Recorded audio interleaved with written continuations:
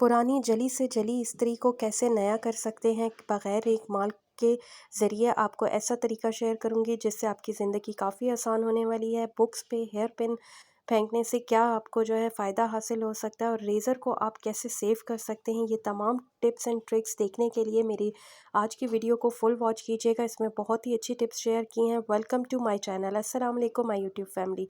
आज की पहली टिप मेरी जो है रेज़र के हवाले से। आपने देखा होगा इस तरह का रेज़र ख़वातीन या मर्द हज़रात जब भी यूज़ करते हैं, अगर उसका जो ऊपर का ढक्कन होता है वो गुम जाता है तो इस तरह से ये पड़ा रहता है, जिसकी वजह से काफ़ी अगर हम दोबारा इसको यूज़ करते हैं तो हमें जर्म्स भी हमारी बॉडी में ट्रांसफ़र होते हैं। और दूसरा ये कि इस तरह से ये खाली पड़ा रहना भी ख़तरनाक साबित हो सकता है अगर बच्चों के हाथ लग जाए।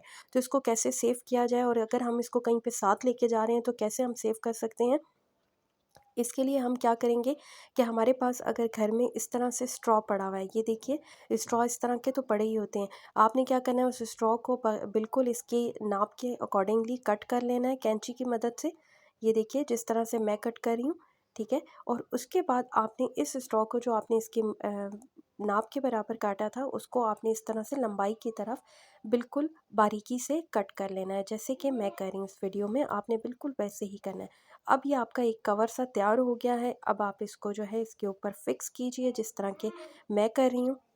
अब ये देखिए बहुत अच्छा आसानी से ये फ़िक्स हो चुका है। अब आप इसको अपने साथ जो है बैग में भी रख सकते हैं क्योंकि ये बिल्कुल सेफ़ है। अब ये हाथ भी लगेगा बच्चों का भी तो ये बिल्कुल कट नहीं लगेगा और जर्म्स फ्री भी होगा। तो यकीनन ये टिप पसंद आई हो तो ज़रूर बताइएगा।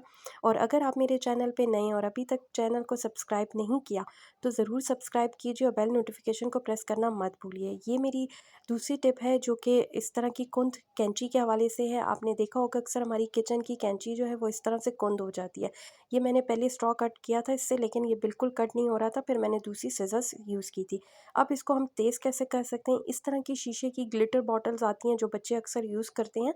आपने क्या करना है, उसके सिरे पे रख कर इसको अच्छी तरह से इस तरह से हिलाते जाना है, जिस तरह से मैं इसको कैंची को जो है तेज़ करने की कोशिश कर रही हूँ। इससे इसकी धार तेज़ हो जाएगी और आपके पैसे भी बचत होंगे। मेरी कोशिश होती है मैं आपके लिए ऐसी टिप्स एंड ट्रिक्स लेकर आऊँ जिससे जो है आपकी मनी सेविंग भी हो और साथ-साथ आपकी टाइम सेविंग भी हो। तो ये देखिए कितना अच्छा जो है ये हैक है, जिससे जो है आपकी बिल्कुल अच्छे तरीके पे। अब ये देखिए वही स्ट्रॉ है जो पहले कट नहीं हो रहा था, अब ये कितनी आसानी से कट हो रहा है। तो यकीनन टिप पसंद आई हो तो ज़रूर बताइएगा।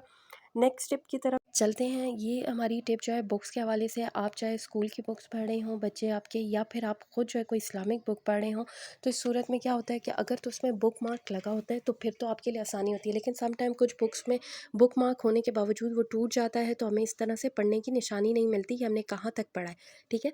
तो अगर बच्चों के हवाले से आपको बताऊँ तो आपने क्या करना है कि बच्चे अक्सर जो है इस तरह से अपना जो भी होमवर्क मिला होता है तो वो देख रहे होते हैं लेकिन उनको मिल नहीं रहा होता। तो इस सूरत में आपने क्या करना है कि हेयर पिन्स हमारे घर में पड़ी होती हैं, आपने इन हेयर पिन्स को जो है जहाँ तक आपने पढ़ा है उसके लिए निशानी लगाने के लिए एज अ बुक मार्क आप इसको इस तरह से फिक्स कर सकते हैं। अब ये होगा कि आप देखिए जब भी आप इसको देखेंगे तो आपको पता चल जाएगा कि कहाँ तक आपने पढ़ा था। आपने उस बुक मार्क की मदद से जो है अपना जो आप जहाँ तक पढ़ना चाह रहे थे वो पेज निकाल लेना है। ये देखिए कितनी आसानी से ये पेज निकला है। अब दूसरी टिप मेरी इस हवाले से कि बच्चे जब भी होमवर्क कर रहे होते हैं तो समर के दिन चल रहे हैं, फ़ैन तो ऑन होता है तो उसकी वजह से हमारे पेजेस काफ़ी उड़ रहे होते हैं। उन पेजेस को उड़ने से बचाने के लिए आपने इस हेयर पिन को इस तरह से फिक्स कर देना है बुक के साथ, तमाम पेजेस के साथ।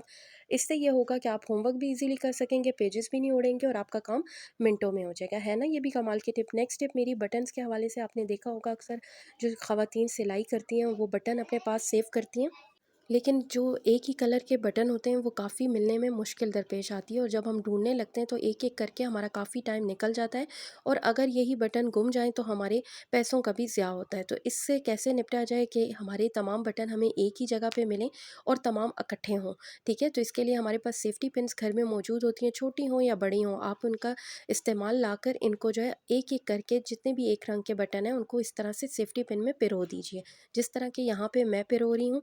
इससे फ़ायदा ये होगा कि जब भी आप इन बटनों को ढूँढेंगे तो आपको एक ही सेफ्टी पिन में से तमाम बटन जो है मिल जाएंगे। अगर इसमें जगह कम लग रही है तो आप दूसरी सेफ्टी पिन लेके एक ही रंग के बटन को इसी तरह से पिना जो है पिरो दीजिए। फिर इसी तरह से हमारे पास इस तरह के जो बटन पल्स वाले जो बटन्स आते हैं, ठीक है, उनको हम इस तरह से पिरो सकते हैं ताकि हमें जब भी ज़रूरत हो तो हमें एक ही जगह से मिल सकें, और साथ ही साथ हमारे टाइम की भी सेविंग हो और हमारे पैसों की भी। अब इन तमाम को आप जिस भी बॉक्स में रखते हैं, ठीक है, बटन्स के, उसमें रख दीजिए और ज़रूरत पड़ने पे इनको बासानी यूज़ कीजिए। है ना ये भी कमाल की टिप। नेक्स्ट टिप की तरफ चलते हैं। नेक्स्ट टिप जो है मेरी इस्त्री के हवाले से, अक्सर आपने देखा होगा इस्त्री जो है जल जाती है, कपड़े जो है बार बार इस्त्री करने की वजह से अक्सर जो है हमारी इस्त्री भी डार्क कलर में कन्वर्ट हो जाती है। इसको साफ़ कैसे किया जाए, इसके जो है दाग धब्बे कैसे हटाए जाएँ, आसानी के लिए हमने अक्सर बड़े बूढ़ों से यही सुना है, या फिर हमारे जो भी लोग होते हैं हम अक्सर उनको यही करते हुए देखते हैं कि वो रेगमाल की मदद से इसको साफ़ कर लेते हैं। बज़ाहिर तो वो साफ़ हो जाती है लेकिन स्क्रैचेस पड़ जाते हैं। अब ये मेरी मेड ने भी काफ़ी इसको इस तरह से स्क्रैचेस लगा के ख़राब कर दिया है, लेकिन अब मैं आपको आज ऐसी टिप बताऊँगी जिससे आपकी बिल्कुल साफ़ हो जाएगी। सबसे पहले आपने इस्त्री को गर्म कर लेना है, इस्त्री गर्म हो जाएगी, उसके बाद आपने इस्त्री को ऑफ़ करके इस तरह का, अगर आपके पास पैनाडोल टैबलेट है, अगर ये एक्सपायर है तो वेल एंड गुड, अगर नहीं है तो आप नहीं भी यूज़ कर सकते हैं, ठीक है। फिर आपने एक ट्यूज़र की मदद से इस पैनाडोल को जो है इसके ऊपर अच्छी तरह से रब कर देना। अब इस टाइम पे मैंने जो है इस्त्री ऑफ़ की हुई थी, इसीलिए जो है इसको मैं इस तरह से रब कर रही हूँ। अब यहाँ पे ये गर्म थी तो इसलिए मैंने ट्यूज़र की मदद ली है। जैसे ये ठंडी होगी मैं इसको हाथ की मदद से साफ़ कर लूँगी। अब ये देखिए पैनाडोल पे कितनी जो है इसकी मैल जो है उतर रही है। अब ये देखिए मैं हाथ की मदद से इसको साफ़ कर रही हूँ। थोड़ी देर इसको इसी तरह से रहने दूँगी, उसके बाद मैं इसको एक गीले कपड़े से साफ़ कर लूँगी, ठीक है। ये याद रखिएगा यहाँ पे इस्त्री ऑफ़ है, तो आपने भी एहतियात करनी है, ठीक है। अब ये जो है काफ़ी हद तक साफ़ हो गई, लेकिन इसको मज़ीद साफ़ करने के लिए मैं जो हूँ एक सॉल्यूशन तैयार करूँगी जिससे जो है ये बिल्कुल साफ़ हो जाएगी, ठीक है। सबसे पहले आपने एक बाउल लेके उसके अंदर पेस्ट डाल देना है, कोई भी आप जो डेली यूजेस में आपका पेस्ट है आप वो ले लीजिए, और साथ में आपने सिंथेटिक विनेगर ले लेना है, ठीक है। इन दोनों को जो है अच्छी तरह से मिक्स कर लेना है। मिक्स करने के बाद ये तमाम सॉल्यूशन आपने अपनी आयरन पे लगा देना है, ठीक है। इस तरह से आपने अच्छी तरह से इसको लगा देना है और थोड़ी देर के लिए इस्त्री ऑन कर लेनी है लगाने के बाद, ठीक है। और तकरीबन 1-2 मिनट इस्त्री ऑन रहेगी। जब ये ड्राई हो जाएगा उसके बाद हम इसको अच्छी तरह से साफ़ कर लेंगे। अब ये देखिए इस्त्री को मैंने पहले गर्म किया था, वो ड्राई हो गया था, ठीक है। फिर उसके बाद मैं इसको जो है पानी वाले कपड़े के साथ अच्छी तरह से साफ़ कर रही हूँ। अब ये देखिए काफ़ी, ये देखिए मेरी जो इस्त्री है वो साफ़ हो चुकी है, आपके सामने लाइव रिज़ल्ट्स हैं, ये बिल्कुल भी दागी नहीं रही, और ये इससे भी ज़्यादा साफ़ हो सकती है अगर आप जो है ज़्यादा जली हो। यकीनन टिप पसंद आई हो तो ज़रूर बताइएगा। अल्लाह हाफ़िज़।